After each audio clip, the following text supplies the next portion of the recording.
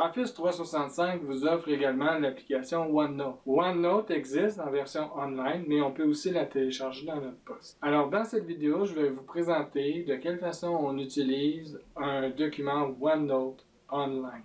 Alors, OneNote Online est disponible directement à partir de la pastille du départ. On peut cliquer sur OneNote Online et ça démarre l'application. Ou bien on peut, en cliquant sur le bouton OneDrive, à partir de nos documents, créer ce qu'on appelle un nouveau document de type bloc-notes OneNote.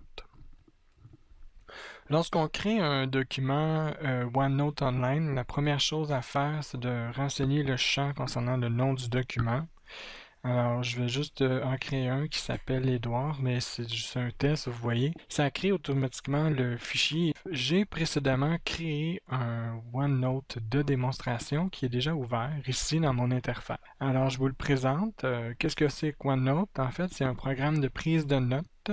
C'est, imaginez un cartable à anneaux avec des onglets. On peut insérer du texte parce que l'application OneNote est disponible sur un ordinateur. On peut la télécharger, on peut l'utiliser dans OneNote Online. On peut l'installer sur un iPad, une tablette Microsoft, Android ou même sur un téléphone. Et tout ce qu'on fait dans un OneNote sur une de ces plateformes-là, si vous l'avez enregistré sur votre OneDrive, le OneNote qui est synchronisé sur toutes les plateformes. Mais bon, explorons un petit peu l'interface de OneNote. Premièrement, vous remarquez que c'est un bloc-notes qui contient des onglets, des sections, que j'ai mis ici la section Introduction qui est bleue. Chaque section contient un ensemble de pages.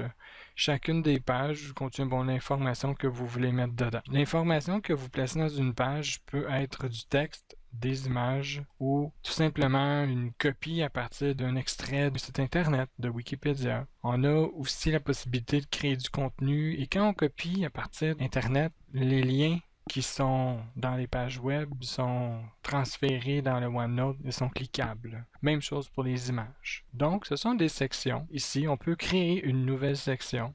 Par exemple, je l'intitulerai, on lui donne le nom qu'on veut, c'est notre sujet, et dans chaque section, on a plusieurs pages. Pour nommer une page, on clique sur la ligne au-dessus de la date, on inscrit notre titre et ça nomme notre page. Vous allez sûrement remarquer dans votre interface que le volet des pages ici se ferme automatiquement lorsque vous écrivez. En fait, lorsqu'on appuie sur le menu avec les petites lignes horizontales, on peut épingler le volet pour que le volet reste là tout le temps. Peu importe qu'on change de section ou pas. Si on enlève l'épingle, le menu disparaît lorsqu'on écrit. Ça nous donne plus de place pour écrire, mais par contre, vous allez remarquer lorsque vous écrivez du contenu que le contenu s'insère dans une boîte. Cette boîte-là peut être agrandie en hauteur ou en largeur. On peut la couper, la coller d'une page à l'autre.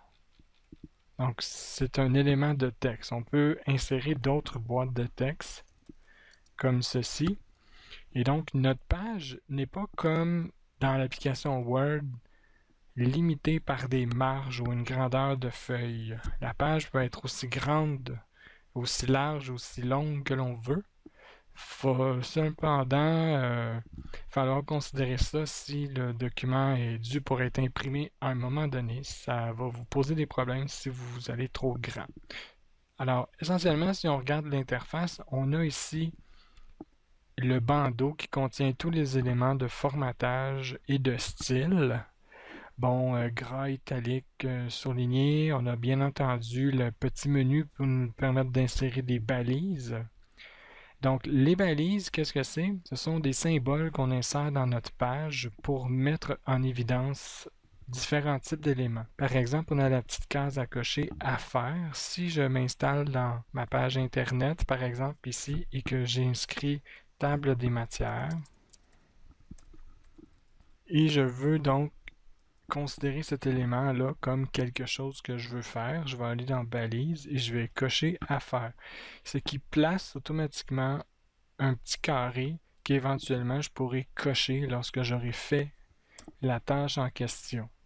Alors, lorsqu'on sélectionne l'élément, on a toujours le menu qui apparaît ici, l'élément, le menu contextuel qui nous permet justement de surligner en jaune ou de poser d'autres balises. Des balises de type site web à consulter, idées, musique, source de l'article. Alors ça, ce sont les balises. Vous avez aussi la possibilité d'effectuer une vérification orthographique là, à même OneNote. Si on revient dans notre introduction à qu'est-ce que OneNote, on voit que on peut insérer dans le menu Insertion soit des nouvelles pages avec ce menu-là Nouvelle page, mais on peut le faire avec le plus ici, plus pour page. On peut insérer une nouvelle section, mais de la même façon, on peut appuyer sur plus section et ça crée une nouvelle section. Chaque section, on doit la nommer. Une section déjà créée, on peut, avec le bouton droit, la renommer, la supprimer, changer sa couleur, vous voyez. Donc, les possibilités ici sont assez grandes. On peut, dans un document, insérer un tableau, coller un tableau depuis Word ou depuis Excel. On peut coller une image en appuyant sur le menu qui nous permet d'aller choisir une image dans notre ordinateur, mais on peut aussi tout simplement coller une image directement à partir de l'Internet.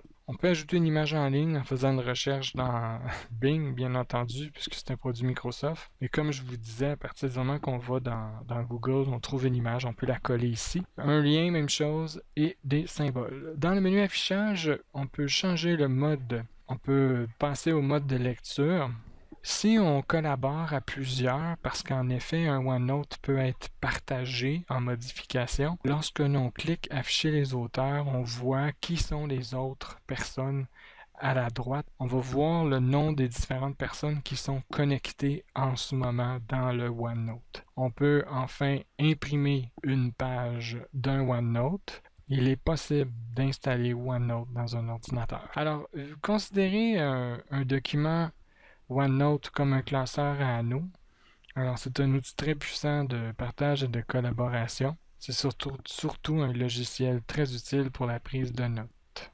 Si vous avez apprécié cette vidéo, je vous invite à cliquer sur J'aime sur YouTube afin de nous indiquer votre appréciation. Si vous trouvez qu'il manque de clarification ou que vous avez moins apprécié, n'hésitez pas à cliquer sur J'aime moins. On comprendra à ce moment-là qu'il faut la retravailler. Si vous avez des commentaires ou des questions, utilisez soit les champs de commentaires dans YouTube ou bien les champs de commentaires dans notre blog. N'oubliez pas de vous abonner à notre chaîne YouTube si vous voulez recevoir par courriel des notifications de nos nouvelles publications de vidéos. Merci et bonne journée.